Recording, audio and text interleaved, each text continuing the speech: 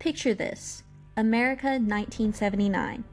Gas lines stretching for blocks, grocery prices changing so fast the tags can't even keep up, paychecks shrinking in real time, a mortgage rate so high you could get a nosebleed just looking at it, and at the center of it all, a single number that terrified the entire country: inflation, 13.3%.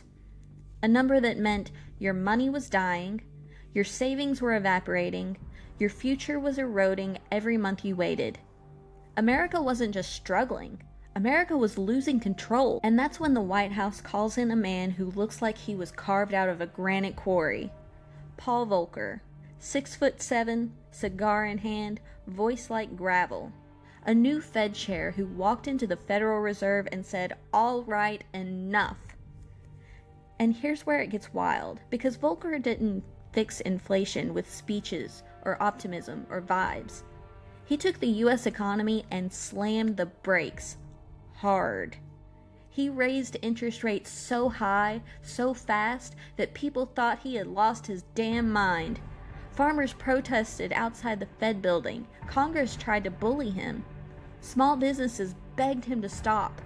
And Volcker kept going. Because he knew something the country didn't.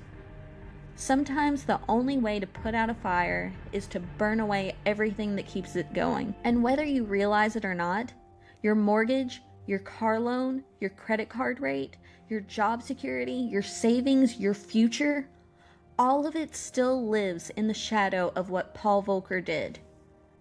This is the story of the man who broke inflation, and the story of the institution that still shapes every dollar in your life: the Federal Reserve. Welcome to Bear Markets and Bad Decisions. Inflation didn't appear out of nowhere in the 1970s.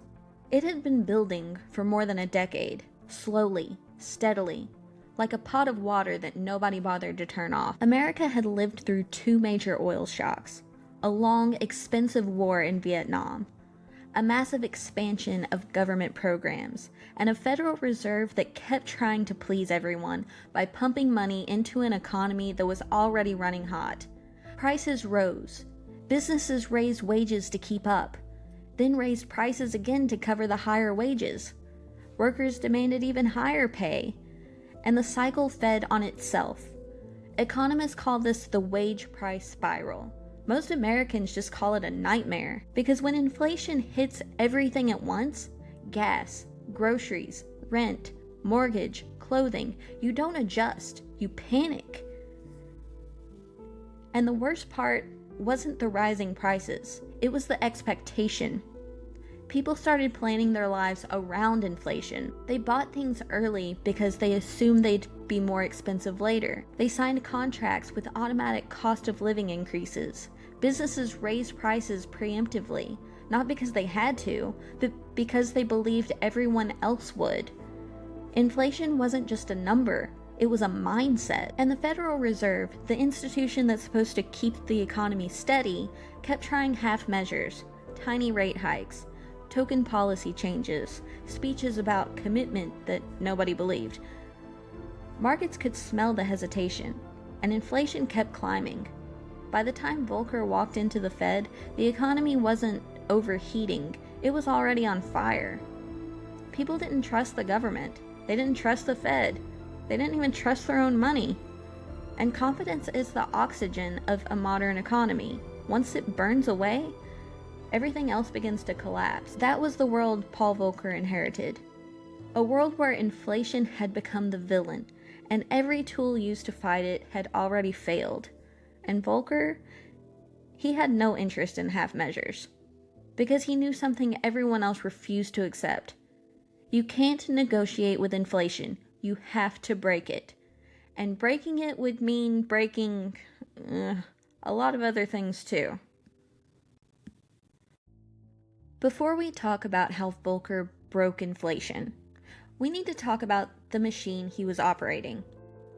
Because most people think the Federal Reserve is basically a giant money printer run by one guy in a suit pressing a big red button. It's not that simple. I wish it were, my job would be much easier. The Federal Reserve is actually three things at once: a central bank, a regulator, and the nation's financial firefighter. But the part most people care about, the things that affect your mortgage, your car loan, your credit card rate, comes from a group with a very boring name. The Federal Open Market Committee, or FOMC, or if you're in a rush, the group that ruins your housing plans. Here's how it works. The chair, the face of the Fed, Paul Volcker was the chair. Jerome Powell is the chair today until his term ends in May of 2026. The chair is the one who gives the speeches, takes the heat, faces Congress, and gets blamed for everything, even the things they don't control. The chair leads, but he does not act alone. The Board of Governors, the brain. 7 people appointed by the president. They serve long, weird terms so they can't be bullied by politics. They oversee banks, write regulations, and help set monetary policy.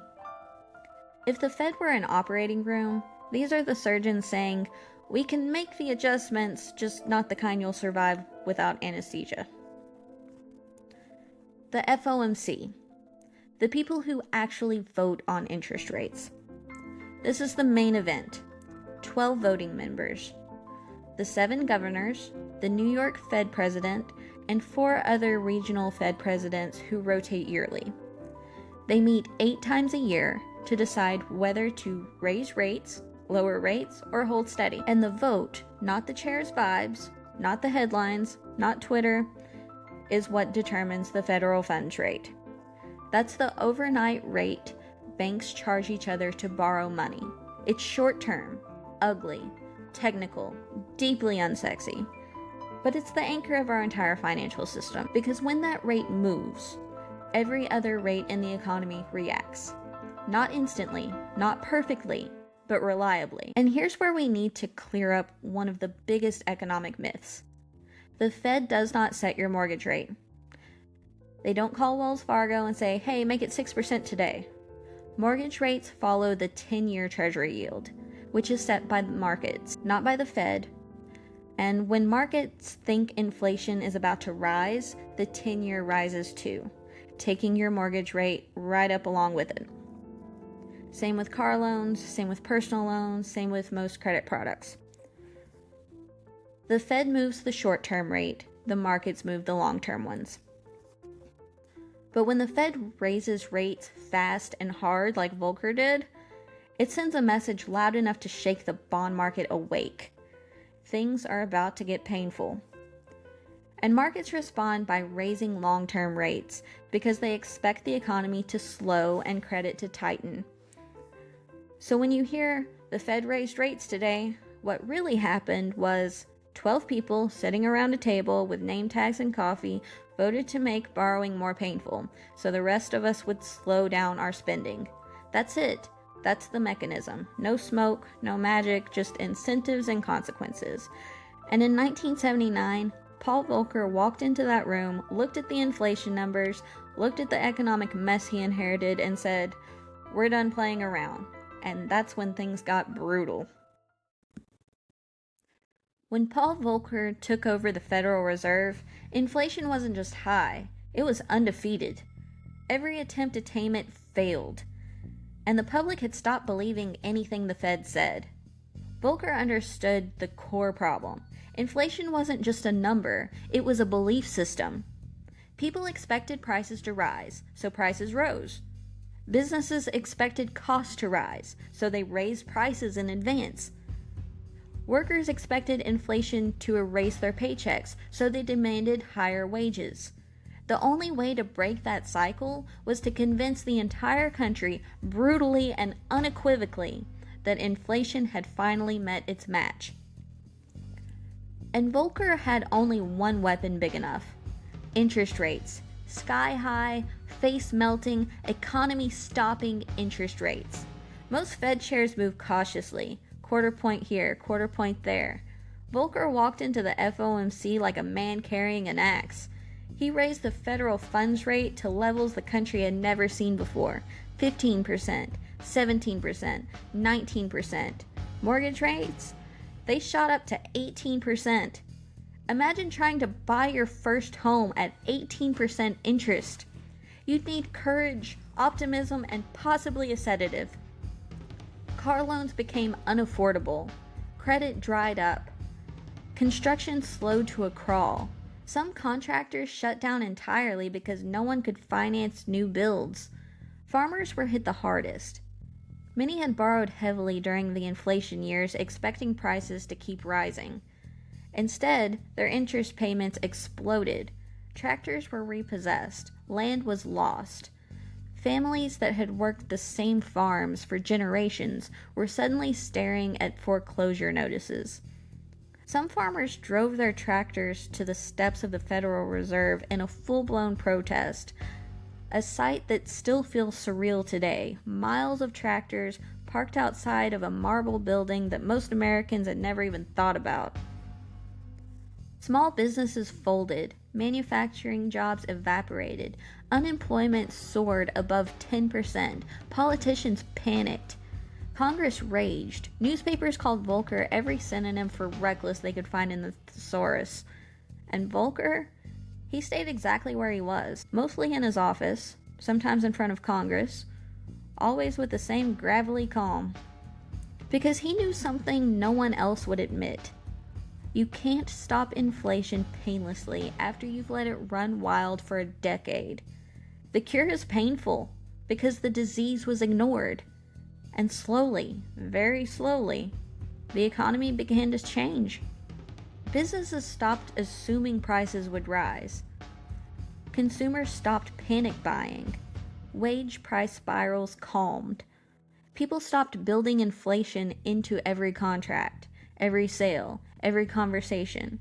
Inflation finally broke, not because people trusted the Fed, but because Volcker forced them to. And once the country realized the fire was out, the recovery began. But the damage, that was real. Next, we will talk about understanding what we gained, what we lost, and how Volcker reshaped the modern economy for decades to come. When inflation finally cracked, the country exhaled for the first time in a decade. But the world Volcker handed back to America was not the same one he inherited. His shock therapy didn't just break inflation, it rewired the entire US economy. And to understand why the Fed does what it does today, why Powell raises rates, why Wall Street panics over a single sentence, why your mortgage rate dances when the bond market sneezes, you have to understand the world Volcker created. The first big change, credibility becomes everything. Before Volcker, nobody believed the Fed. They gave speeches, printed statements, and inflation barely blinked. After Volcker, the Fed became the adult in the room. When they said they'd control inflation, people believed them because they had the scars to prove it. That credibility is one of the most valuable assets in a modern economy. It keeps inflation stable. It anchors expectations. It prevents spirals. It's also why the Fed today is terrified of letting inflation get out of hand. Once you lose credibility, you have to earn it back the hard way, the Volcker way, and nobody wants to live through that again. The second big change, interest rates become a signal. Before Volcker, rates were just rates. After Volcker, interest rates became a language. A cut says we're worried. A pause says we're watching. A hike says slow down. And because the Fed regained credibility, markets began reacting instantly. Bond traders interpreted every comma in a statement. Mortgages responded to movements in the 10-year Treasury. Wall Street built entire industries around predicting the Fed's next move. Volcker made the federal funds rate the heartbeat of the global financial system. The third big change, the era of low inflation. From the mid-1980s to the early 2020s, the US lived in a world that economists called the Great Moderation. 4 decades of low inflation, steady growth, predictable rates, stable expectations, relatively mild recessions. Why? because people finally believed the Fed would stop inflation before it started. Volcker gave the US 40 years of price stability. That was his gift, paid for with real economic pain. The fourth big change: the Fed becomes independent. Congress yelled at Volcker. Presidents pressured him. Farmers protested. Small businesses folded. But Volcker didn't blink. After that, politicians realized it was actually good to have a central bank that wasn't chasing election year vibes. So the Fed became more independent, still accountable, still political at the edges, but structurally insulated from short-term pressures. The message was simple: if you want stable prices, you can't run monetary policy like a campaign speech. And for decades, it worked. The final change: we still live in Volcker's shadow. Every Fed chair since Volcker, Greenspan, Bernanke, Yellen, Powell, has lived with the same fear. Don't let inflation get out of control. Don't lose credibility. Don't repeat the 1970s. When Powell raised rates in 2022, 2023, every economist nodded and said, "He's channeling Volcker." Some said it with admiration, some said it with dread, because Volcker proved a brutal truth. If inflation gets too high, the cure is always worse than the disease. And today's Federal Reserve knows that their job is not to be popular. It's to prevent the next crisis before the public can see it forming. Volcker didn't just break inflation. He rebuilt the foundation of the modern US economy, a foundation we now take for granted. And the moment you understand what he actually did, you understand the one thing the Fed hopes you'd never forget. Price stability isn't free. Someone always pays for it. So what's the real lesson of the Volcker era? It's that inflation isn't just an economic problem. It's a trust problem. And once people stop believing in the value of their own money, everything else starts to fall apart.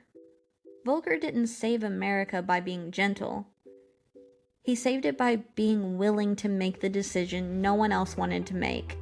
The kind that will hurt now so the country can heal later. And today, whenever you hear debates about rate hikes, mortgage costs, car loans, credit card interest, or the Fed ruining the economy, just remember, they're trying to prevent the kind of chaos that once took a cigar-smoking giant raising rates to 20% to beat back. If you enjoyed this journey through the moment America wrestled inflation to the floor, hit that like button, subscribe to the channel, and tell the algorithm you want more stories about how the economy actually works, not how politicians pretend it does. This has been Bear Markets and Bad Decisions. I'm Heather Shell, and remember, inflation doesn't care about your feelings, but the Fed chair definitely cares about your spending.